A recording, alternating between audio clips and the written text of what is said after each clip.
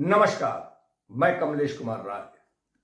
पश्चिमांचल विद्युत वितरण क्षेत्र में टेम्परेरी कनेक्शन में भारी घपले की शिकायत को लेकर Uttar Pradesh power corporation limited के चेयरमैन एन देवराज के द्वारा जांच के निर्देश के बाद जांच में भारी अनियमितता पकड़ी गई। 2 दर्जन से ज्यादा अधिकारियों को जहां चार्जशीट दिया गया, वहीं तमाम अधिकारियों को पश्चिमांचल क्षेत्र से बाहर का रास्ता दिखाया गया, यानी उन्हें दूसरे कंपनियों में के लिए स्थानांतरित कर दिया गया। 4 दिन पूर्व पश्चिमांचल के ही एक अधीक्षण अभियंता को विजिलेंस के द्वारा घूस लेते ट्रैक किया गया। कुछ इसी प्रकार की गड़बड़ियां और धन उगाही पूर्वांचल में भी देखने को लगातार मिल रही है। असेसमेंट को ही यदि ले लें तो पूर्वांचल में असेसमेंट का एक बड़े घपले की बात कही जा रही है। प्रावधानों के मुताबिक एक निश्चित समय में उपभोक्ताओं की चेकिंग करने के बाद उसका असेसमेंट करने का प्रावधान है।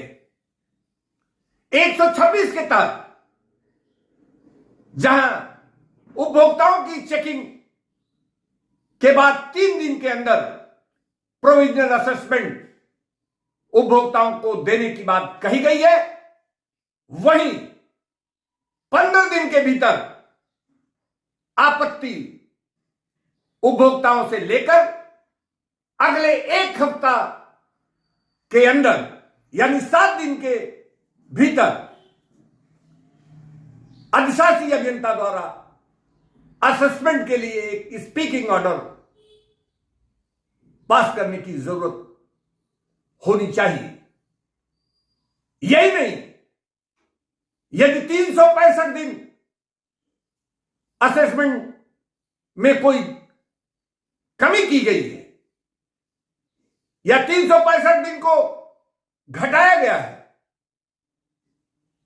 तो तत्कालीन चेयरमैन आलोक कुमार के आदेश 377 के तहत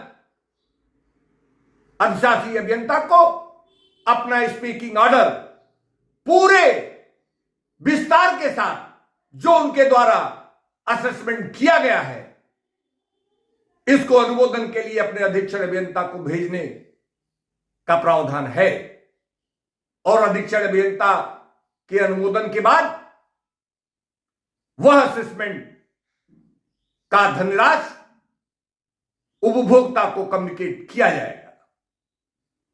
लेकिन सवाल उठता है कि क्या इन प्रावधानों का पालन संबंधित अधिकारियों द्वारा किया जाता है? प्राप्त जानकारी के मुताबिक जूनियर इंजीनियर और उपखंड अधिकारी अपने क्षेत्र में जब उपभोक्ताओं की चेकिंग करते हैं, उसके बाद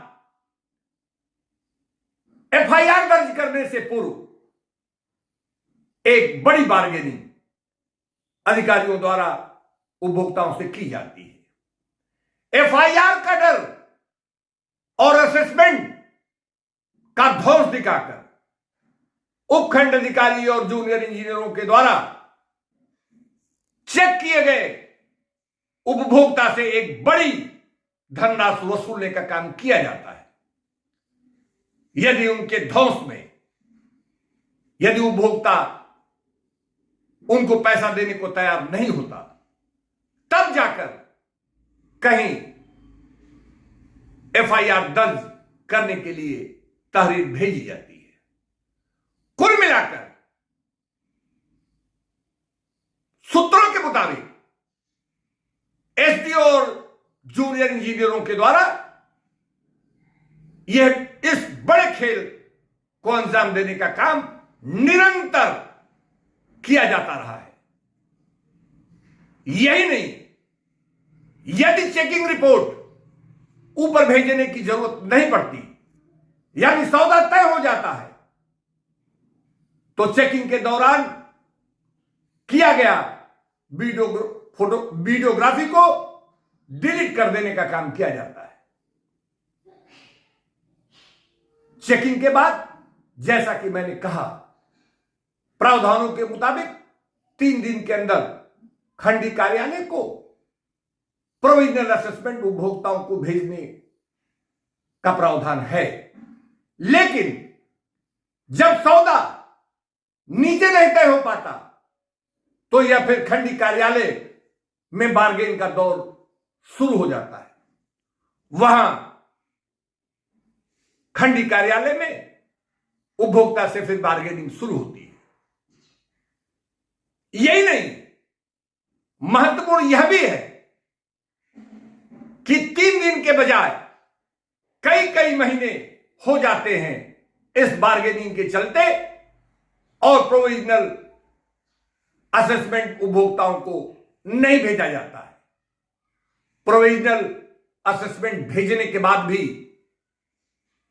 बार्गेनिंग का यह दौर खंडी कार्यालय द्वारा चलता रहता है। एफआईआर दर्ज हो गई है, प्रोविजनल असेसमेंट भेज दिए गए हैं, 15 दिन के अंदर नियमों के मुताबिक आपत्ति मंगा लेने का प्रावधान है। बावजूद इसके खंडी कार्यालय में उपभोक्ताओं को बुलाकर उपभोक्ताओं से बार्गेनिंग की जाती है।